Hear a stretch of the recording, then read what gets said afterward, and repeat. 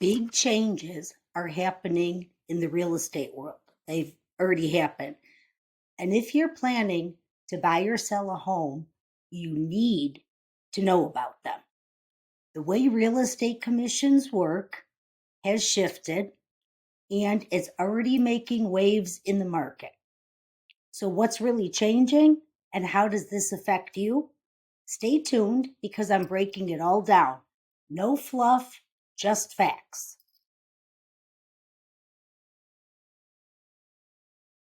All right, let's start with the big question. What exactly is changing?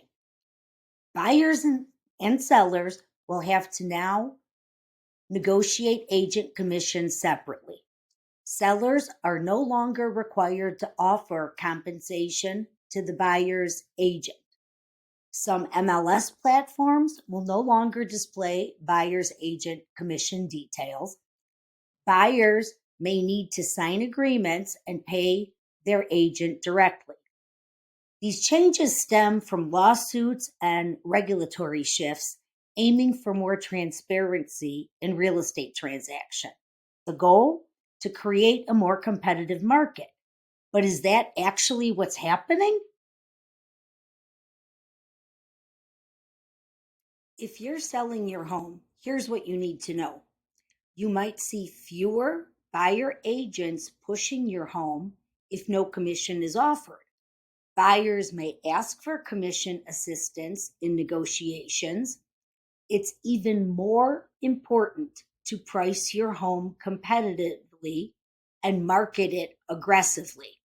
Bottom line, homes that stand out and are priced right will still sell, but sellers need a solid strategy more than ever.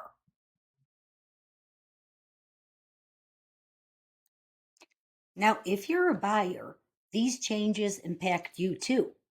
You may need to sign an agreement with your agent and negotiate how they get paid. Some agents might require upfront fees for their services. You'll have to be more proactive in understanding market value and negotiation strategies. For buyers, the key takeaway is make sure you're working with an agent who can guide you through these changes and protect your best interests. So, what's really happening in the market? Some buyers are hesitant because they're unsure how to navigate these changes. Some sellers are skipping the MLS entirely and trying for sale by owner without realizing the risks. The real estate industry is adjusting, but experienced agents are adapting quickly. At the end of the day, buying or selling a home is still a major financial decision, and having the right strategy is everything. Okay, so here's my 2 cents on even this whole lawsuit. Maybe I don't fully understand it, but commission was never a fixed rate. Commission has always been negotiable. And there were agents charging less, but they're just throwing it in the MLS. And a big myth that a lot of sellers think when they hear a 5% or 6% commission, they think that all goes to the listing agent.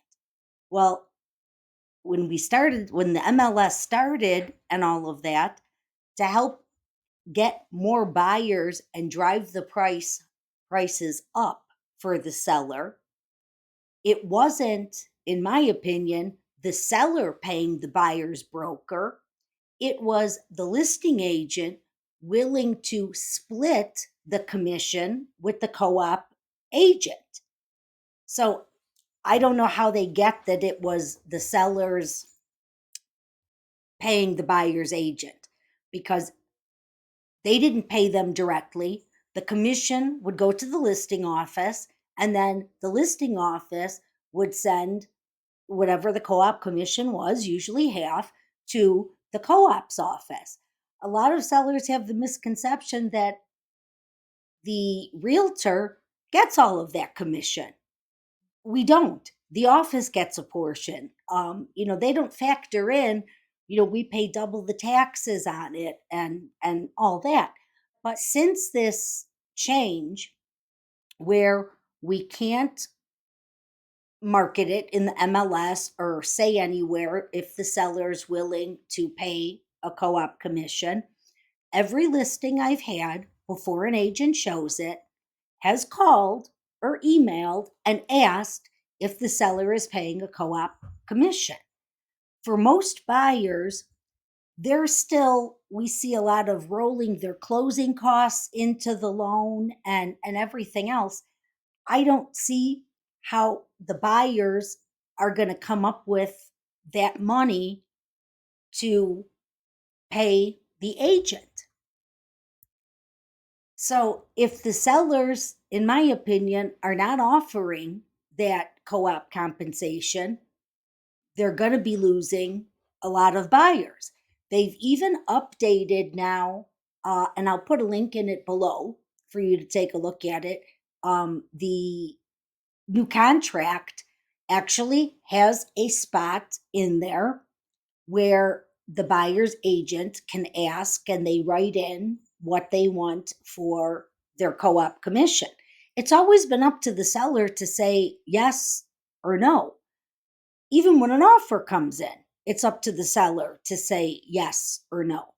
When a seller lists with a realtor, they know what the commission is. It's on the listing agreement, and it was always put on the listing agreement, at least for the offices that I've been at. It was always listed what the co-op commission was. So in my opinion, I think this whole thing is just nuts, because also, in order for a buyer to see a property, they have to sign an agreement with that buyer's agent before they can show them a property, unless they call the listing agent directly. Well, if they're calling the listing agent directly, if you're the seller, do you really want your agent representing both sides? Because that's where I see this going. Again, just my opinion. You're going to start seeing a lot more, we already have been, agents doing open houses, because it's a way that buyers could come in without having to sign anything and take a look at the property. I've been against open houses for years. When I first started and there was no MLS online with the internet and interior photos, an open house was always a benefit to the agent that was holding it, because it was a way to meet the nosy neighbors that would come and try and pick up new clients. Once everything was on the internet with interior photos and everything like that, we weren't getting the nosy neighbors. We were getting, just people off the street. I don't like the fact we would be technically discriminating against them if we asked them to see their ID before they came into an open house. No, all we could do is ask them to sign their name on the sheet. Well, do you think they're really giving their real name or their real phone number? And we get reports from the National Association of Realtors. So for across, all of the states, of, things happening at open houses, people coming in looking for prescription drugs to take, or, sometimes they're not real buyers. They've got other reasons for coming into the open house. But like I said, commission was never a fixed rate. In the areas I work in, the northwest side of Chicago, it was common that 5% commission, and we offered 2.5% co op. Where farther out in the suburbs, I know it was more common that they were getting 6% and offering a 3% co op. When we had the big market boom and properties were selling as fast as we were listing them, I was dropping my commission down to 4%, still offering out 2.5 to the buyer's agent, but I was losing 1% on my end just because I didn't have to spend all the money for advertising and all of that because everything was selling so fast. Now we're back to a normal market where some listing agents are charging sellers an upfront fee, $500, $600 to cover the photography and to cover some of their advertising. I don't do that. So I'm paying out of my pocket for the photographer, for all the paid advertisement. So if I don't get that property sold, I'm not even able to get reimbursed. I'm just out the money. So I'd love to know your comments on what you think about these changes because I think it's a lot of people are getting the wrong idea because I had a seller actually that called me the other day. Now, he said he was listed, his property didn't sell, his realtor wasn't able to get it sold. He wanted to know what I charged for commission. So I told him, and I said, but that's with you paying a co-op. If you don't want to pay a co-op commission, a buyer's agent can still ask for it. So I told him it was 2.5 because of the money I spend to get it marketed. And he told me, "Oh, that's too much. My other agent was charging me less." Okay, your other agent was charging you less, but did your property get sold? I don't think so. Otherwise, you wouldn't be calling around for other agents. And that's just another thing that baffles me because for most people, their home is their biggest financial investment. Yeah, I know paying, 5% or 6% or 4% commission comes out to be a lot of money. But do you want somebody that knows what they're doing, or do you want a discount broker that is just going to throw it in the MLS? Maybe you'll get lucky and it sells, but good luck when it comes to home inspections and negotiating um, any repairs and mortgage contingencies and stuff like that. There's a lot more that goes on. Once we get a property under contract, that's when another big portion of work starts for the realtor. It's not like once we get the contract, woohoo, we're doing nothing except waiting to collect a paycheck.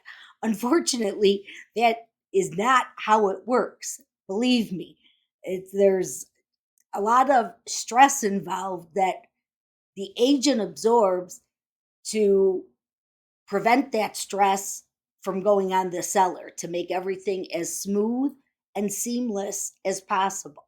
So, for me, my opinion is at the end of the day, you get what you pay for. I mean, if you needed surgery, are you going to call around to different surgeons and see what they charge and go with the cheapest surgeon? I mean, that's almost like this guy calling me the other day. That's how I felt. He was shopping to see who he can get it, to do it pretty much for free. I would love to do it for free, but unfortunately, I have bills to pay too. This has been my job since 1997. So I hope you understand the commission changes and stuff a little bit better now. And like I said, I'd love to know your opinion. Drop them in the comments, and I will, like I said, put a link to the new sales contract that they came up with so you can see that there's a new section now in there for buyer agency compensation. So I hope you found this information helpful. Please like, hit the ring bell, subscribe so you'll be back for more videos, and hope to see you in the next video. Bye for now.